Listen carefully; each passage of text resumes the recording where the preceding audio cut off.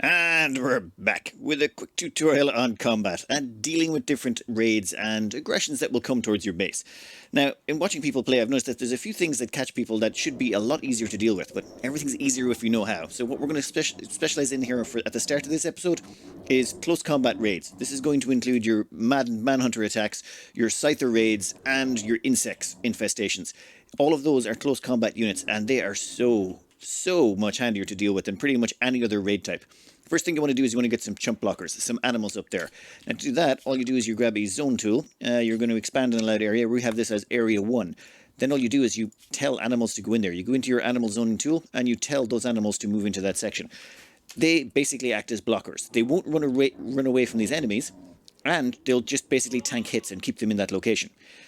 Depending on the size of the raid, if it's early on, you're probably just going to want to use guns to shoot them down. But once you start getting above 12, 15 raiders coming in, what you're going to want to start doing is using grenades.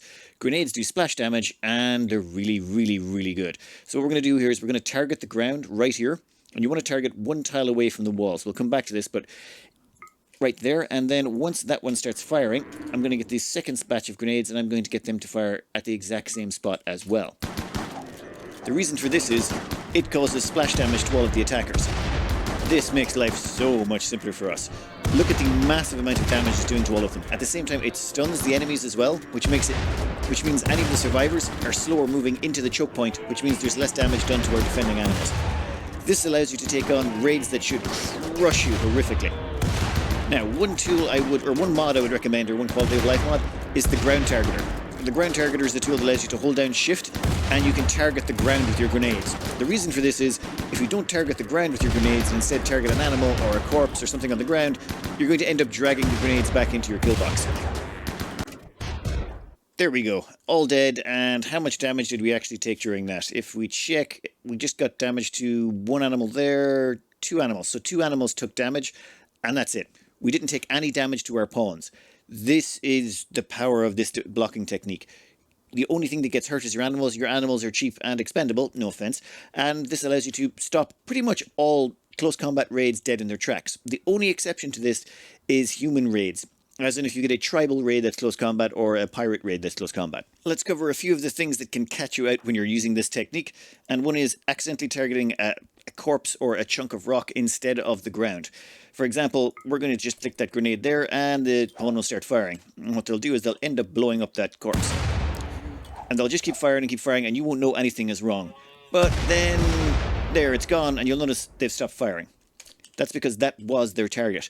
Now that they've stopped, but normally what would happen is you'd have a whole bunch of animals on top of this, and your Grenadiers will keep firing, and they'll end up aiming their grenades here or here, and you'll end up blowing up your walls, blowing up your animals, and pretty much destroying your own kill box and killing your own people. Yes, this will happen to you if you're not careful, so definitely target the ground and use the ground targeter mod if you're worried about it. This does mean that if you want to stop animal raids, or close combat raids, you're probably going to want to get here early and target the ground if you're not using a mod, because once they're at the door, it's really hard to get a good option to target the ground. Another thing is these can be set up anywhere. Pretty much every corner of your base should have one of these, just so that if anything does show up, you can target them. Animal raids, for example, an animal raid from this might end up chunking up around these doors and probably won't go any further, so you might want to make sure that you've got a kill box there so you can wipe them out. Only downside is it kills the corpses as well because of all the grenade explosions, which I think is actually more of a bonus in a lot of instances. Next up, we're going to deal with a tribal raid, a melee tribal raid. These ones are slightly different. Namely, your animals are going to run away in fear. I've put some here so you can see that. They only run away from them in fear because they're actually humans. They won't run away from bugs, they won't run away from mechanoids, and they won't run away from other animals. So you're safe on that front. Oh, they also won't run away from prisoners. Now, before they get here, let's start warming up the grenades. What you want to do is sort of stagger the grenades so they hit one after the other. You don't want them both hitting at the same time. This way it gives you more of a slowdown effect. Having them both hit at the same time is just not quite as efficient. Secondly, in this instance, we're going to have to put in melee blockers. Reason being, our animals are going to run away, so there's nothing much we can do. And here they come. Oh, well, you know what? The animals are currently asleep. We'll put knuckles up front here. So, plan is very simple. We have 3 people blocking the way. That means if anyone gets up to the front, they get attacked by 3 people all at once. As well as that, they're passing through doorways, and doorways slows down their movement, so it's harder for them to get up front. Some of the animals are actually trying to flee out the front. That's working out great for us. And you'll notice they're all piled up here and just getting horribly slaughtered. This turns a raid of what should have been, oh my god, we're all going to die, into, okay, we'll get some scratches, but we're going to make an enormous mess. Any of your melee blockers up front, though, there is the potential for them to die. There's just no way around that, unfortunately. And the animals are actually staying here quite nicely. Oh, there we go. And that is how you deal with most of your close combat problems.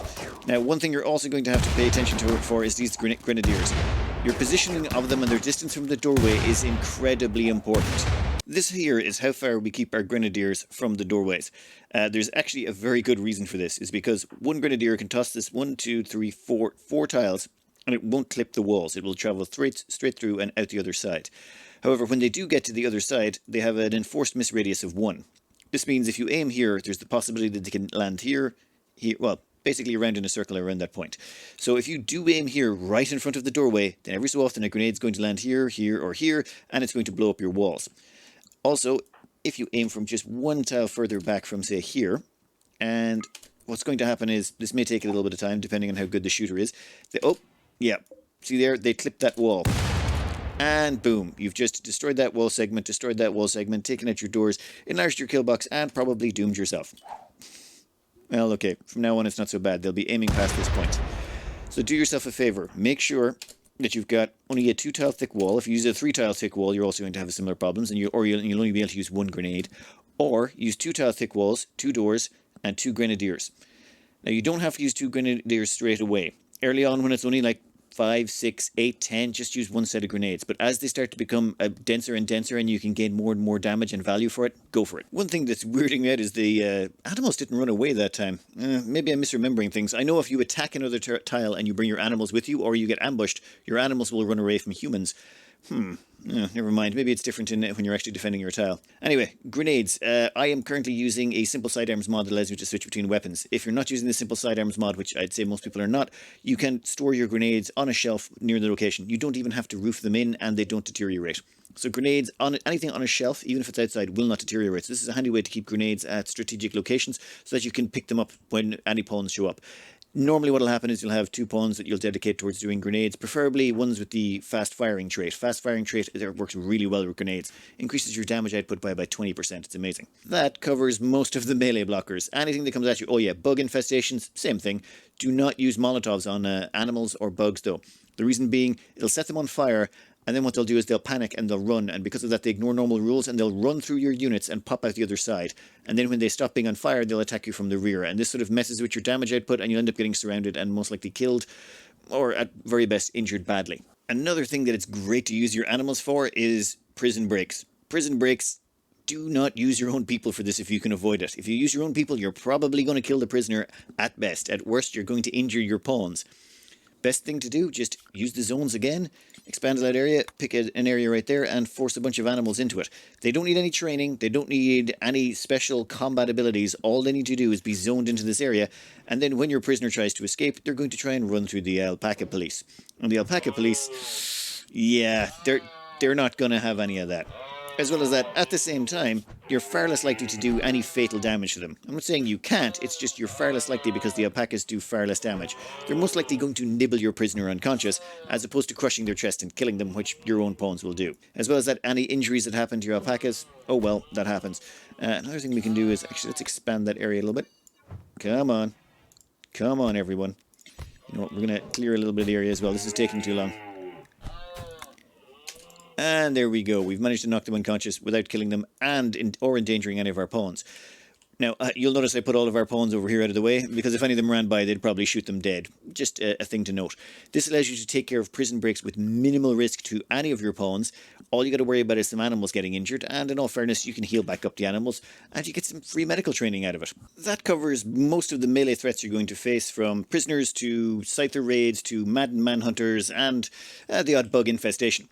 Now, the reason we use alpacas so frequently is most people like to start on a temperate zone. A temperate forest is great, and it has an awful lot of alpacas on it, usually.